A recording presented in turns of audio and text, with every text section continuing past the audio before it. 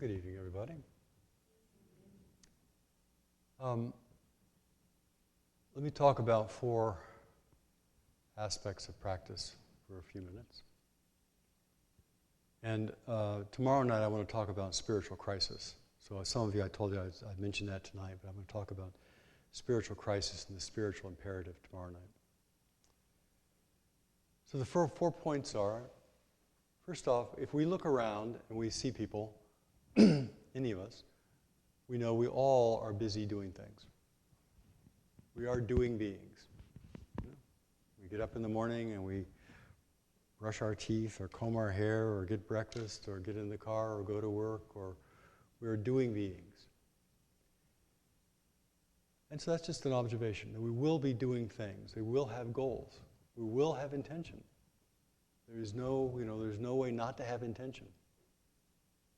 So it's very important to acknowledge that, especially in traditions that talk about don't have desire or other things like that. Because we will have intention. We will do purposeful activity. It's a given. And the next part is each of us has a whole range of experience. Whole range of experience. And it's different for each person. Each person has got a whole range of feeling. So when we're talking about doing, we can be either a superficial person or we can be a person of depth. And what's the difference? I think when we are busy just doing, without touching in, without knowing our own heart, without incorporating the life experience that we have lived, and informing our doing with that life experience, it becomes very shallow. It becomes very goal-oriented. It becomes, I'll get that, I'll do that, I'll make that happen. As we practice and we begin to know our own heart, we begin to know our own being, we begin to acknowledge the richness of our life, because each person has got a very individual, very unique life. Each person has got experiences that nobody else has. Each person has a depth which only they can plumb. So when we are able to actually be engaged in doing, by bringing the richness of our own life to that doing, it makes a very different thing than if we are ignoring our own heart for the sake of how it looks, for the sake of what we might get, for the sake of, I like that thing. So part of practice is we sit here, we begin to notice the nature of our own mind, we notice the nature of our own heart, and we have to incorporate it, we have to accept it. It has to become part of us. Now, part of what's in our heart, of course, is there's greed and selfishness. There is ignorance. And of course, we all have got that. It's not anything. There's nobody who doesn't have that. Nobody who doesn't have anger. Nobody who doesn't have frustration. Nobody who doesn't have the capacity to kill. But we can either hold that in ignorance, or we can hold it in wisdom. And holding it in wisdom is looking at our life and realizing, I have this enormous capacity for strength, for weakness, for good, for evil, for love, for rejection, for coldness. I have this enormous capacity inside myself. I have this enormous capacity inside myself.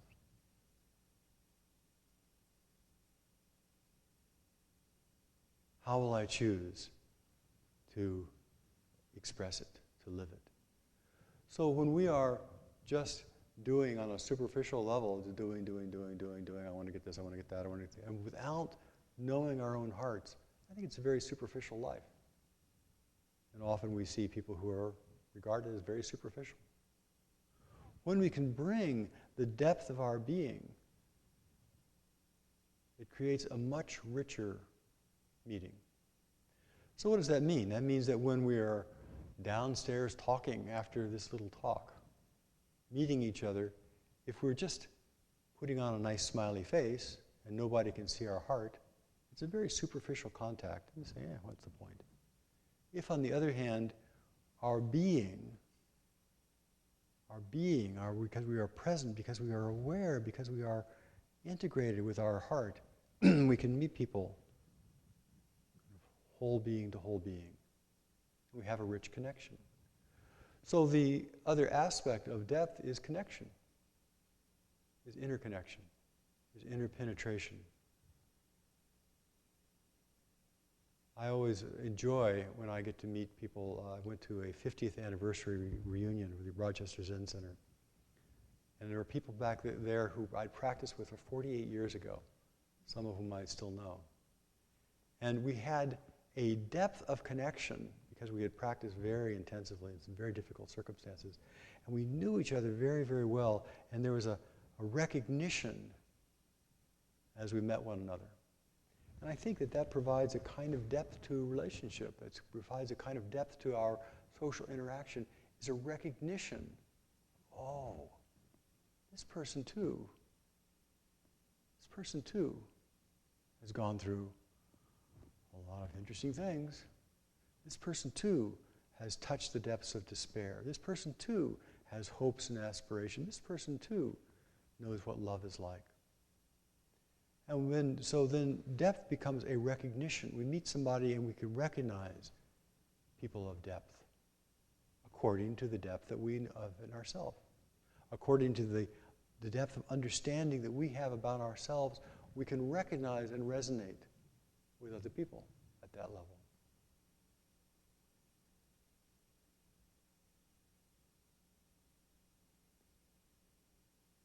Now there's a third aspect. So the first aspect is we are doing beings. The second aspect is we are unique and deep beings. We are rich, complicated beings. We have unique experiences. We have feelings. We have direction, things that we like and don't like.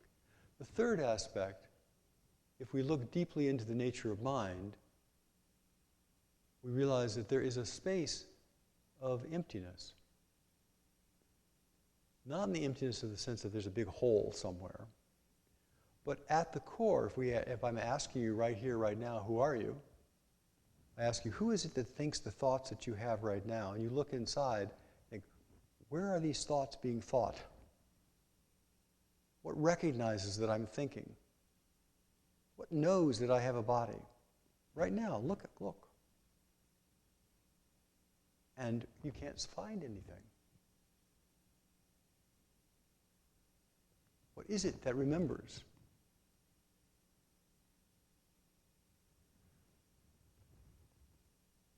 Somehow it comes out of this mysterious process. This mysterious process. Things appear. Recognition appears.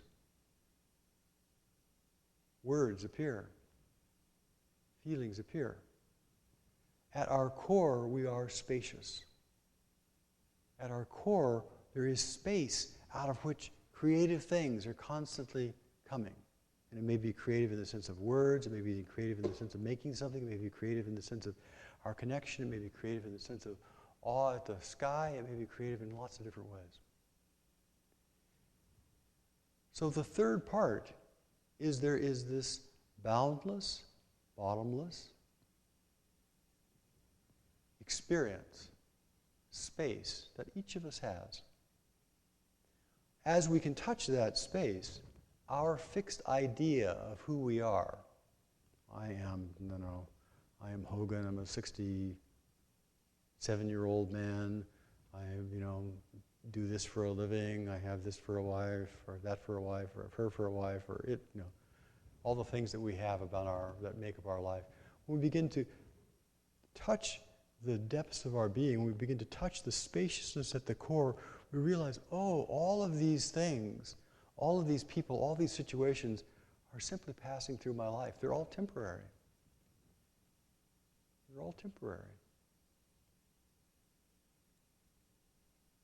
We've all had probably many jobs, We've all had many, many relationships of one sort or another. Had many friends, and the friends, they come, they're close, and somehow they disappear. We've all had many thoughts. The thoughts come and they go. We've all had many songs. We've all had many passionate feelings. They arise, they disappear. They pass through our awareness. We are nothing but awareness itself. So that's the third point, is that we are space. We have a space inside of us. We have room to move. We have a creative place. We're not a thing. We're not a zombie. We're not a lump. We're not an android. We're not a fixed thing. It's the third part. Well, the fourth part is, how do we put those things together? How do we put together the fact that we are going to be doing something? Everybody's going to be doing something. We will be doing something. Secondly, we are people of richness.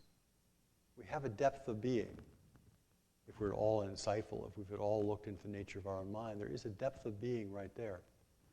Three, we're not a fixed thing. There is spaciousness in our mind. There is spaciousness. We have a capacity. Another aspect of that space is, I am not actually located inside, outside, or in between. That I and the world are simply two aspects of the same thing. They co-arise. That my seeing something and its arising are simultaneous. We all live in different worlds. So when we put together, I'm going to do something, I have deep feelings about what I'm going to do, I and the world co-arise and there is spaciousness there, then we look and see, what am I called? What does the world call me to do? And sometimes that calling comes from the inside, saying, I got to do this, I've got to express that. And sometimes we see the call from the outside. This is what I need. This is what the world needs. And then it comes forth from us. So often, when I'm giving this kind of sequential talk, I suggest that making vows, making heart-based vows, making core of your being-based vows, for the benefit of your future self and the benefit of the world, is important. Making heart-based vow that says, I'm going to do something, I'm going to bring my whole being to it. I'm not just going to bring half my being to it, I'm going to bring my whole being to it. The richness of my being. And I think what we also find when we look down more and more deeply inside of ourselves, that the greed, anger, and ignorance that often run people is not really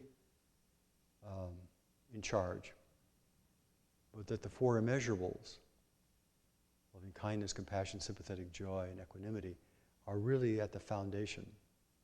So when I'm going to bring my whole being, I'm going to be bringing the depths of my love, the depths of my compassion, the depths of my joy at other people's joy, and a broad, equanimous mind that looks out at the vicissitudes of the world and the comedy of the world with evenness. I'm going to bring that whole richness. And I have creative space. I can bring something in the world which nobody else can bring. Each of you can bring something into the world which nobody else can bring, out of the spacious nature of your own mind. So then we make a vow. What can I do? What's important for me to bring?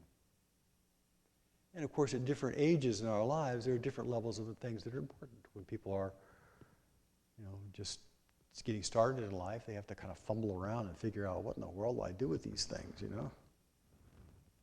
have to get a job, they have to take responsibility. And at each stage of life, there is the old is gone, passes through, and there's a new challenge to bring our richness of our life forward in some way. So Dharma practice is a practice of ever-increasing genuineness, integrity, ever-increasing broadness of vision and view.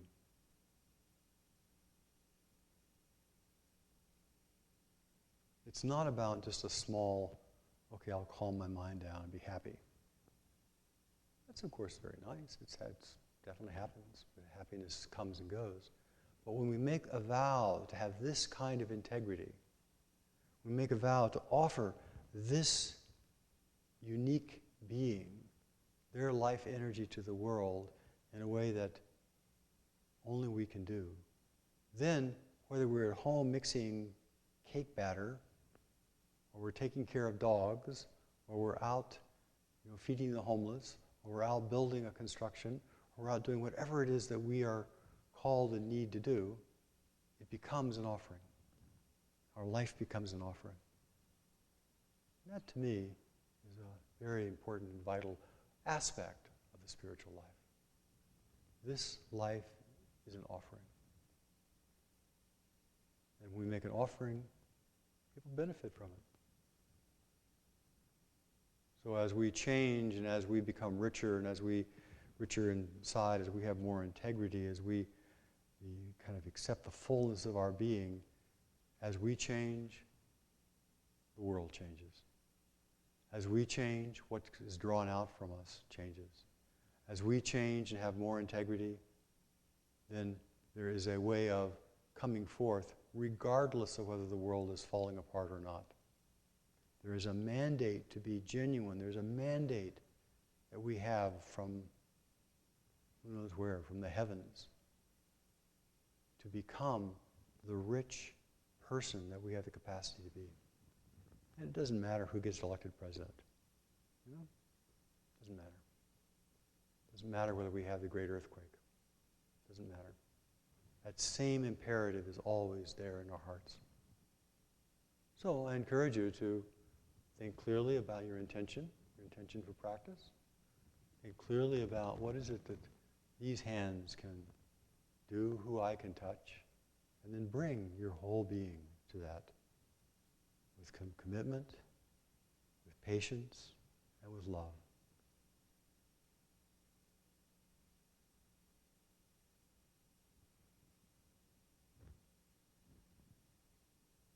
Any comments? Mr. Alan Whitaker Emmerich.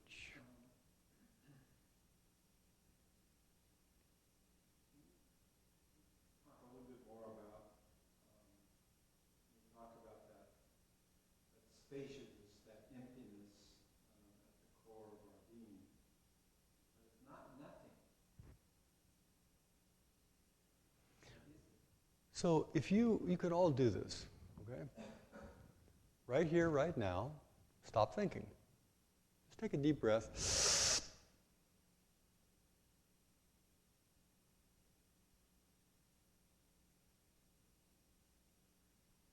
And as you hold your breath, just stop thinking.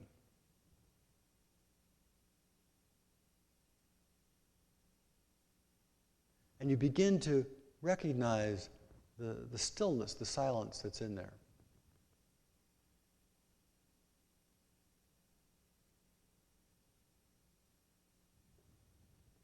So do it again. Take a deep breath. Stop the mind and turn your attention to the silence that's at the core.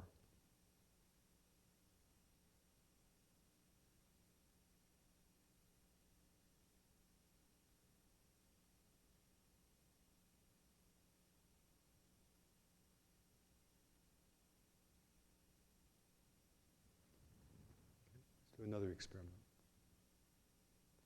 Close your eyes. I've done this with you many times, some of you. Look and see what's behind your eyelids. It's not black.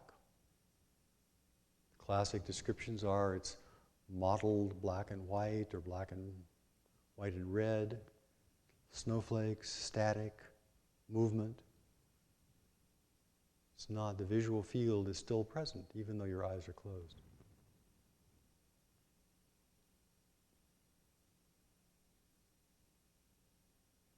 With your mind's eye, you turn and you look with that same eye inside your body. Frankly, it's made up of the same stuff. Or you can listen to sound. If you listen deeply to sound, beneath the tones, it's the same stuff. The infinite quivering movement of life energy. whole series of practices you can do with that. Another thing you can do to touch this is, okay, everybody can feel their hand, no problem. So you let the hand be completely still, and then feel the inside of the palm. Turn your mind to feel the inside of the palm, the warmth, the tingling, the temperature, whatever temperature it is, the weight, presence.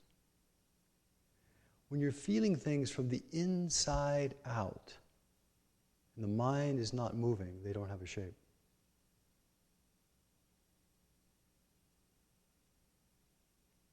So take a deep breath, stop your mind, and feel the hand from the inside out. And notice it has no shape until the mind starts counting.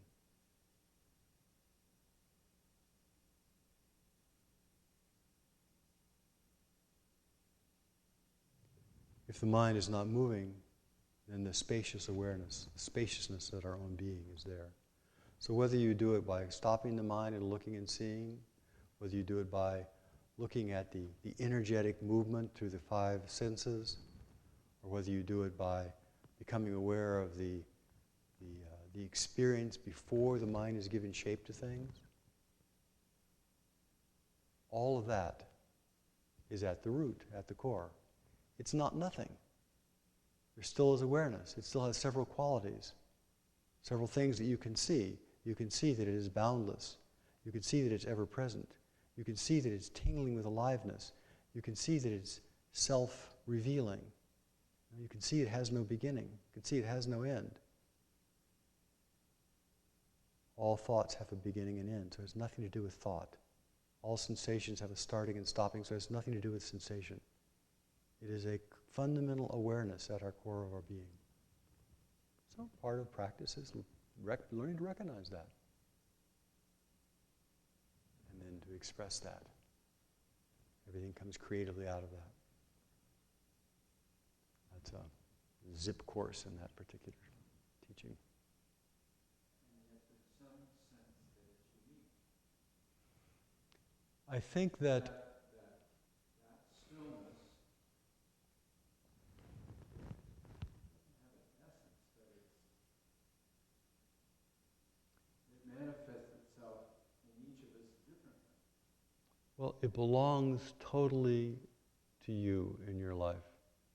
And yet its expression is so unique and different. But when we see the common denominator of all things, we are all just the same inside. We are all just the same. All things are just the same. All things come from that great source. That's a good question. That's a koan that you can really investigate. It's got a real answer. I thought that the boundlessness in Him was the same boundlessness as Him. How could there be a me and a him in boundlessness? Well, what we were. His boundlessness has got to overlap your boundlessness. That sort of substrate, that aliveness. It doesn't have a beginning, it doesn't have an end, and all of that. Okay. We're all made up. That's what I understand. Okay. Well, it's not a matter of understanding. What's your experience, Callie?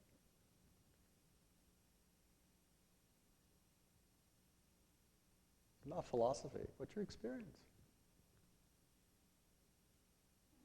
I have no idea what the experiences are. I have no idea what I experience is anywhere near what He experienced. So, all you can experience is your own life. Well, then it doesn't really matter what He's saying.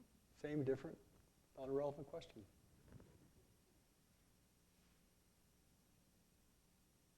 We just love to make distinctions like that, but at the level of a non-dual, there's no point. We get to work on that koan for a while.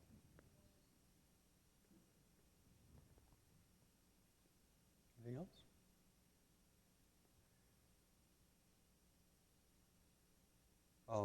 Lachelle Chardet Yohan, who was a resident at Great Vow a number of years ago and is the partner of Kakumyo, who is the head of Dharma Rain Zen Center these days, and the mastermind behind the Siskiyou property. Yohan is an expert in communication, nonviolent communication, in Buddhism, a very mature, sophisticated woman who has done both spiritual work and therapy work and communication work, and she's doing a workshop at Great Vow. Not this week, because Saturday night is the annual dinner, which you're all invited to, a free dinner, big feast. But she's doing her workshop the following week at Great Vow.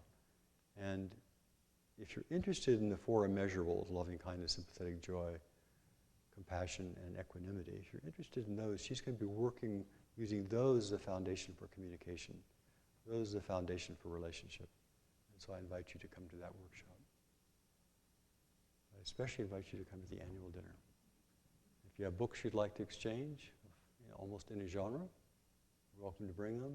I think we've got piles downstairs, and we hope that we'll have more, and so there'll be interesting things for you to bring and take. Bring three, or bring one, take three. That's my motto. Bring one, take three. Because we have to move them all along. Lots of interesting things. Thank you all very much for being here. Thank you for listening to me for a few minutes.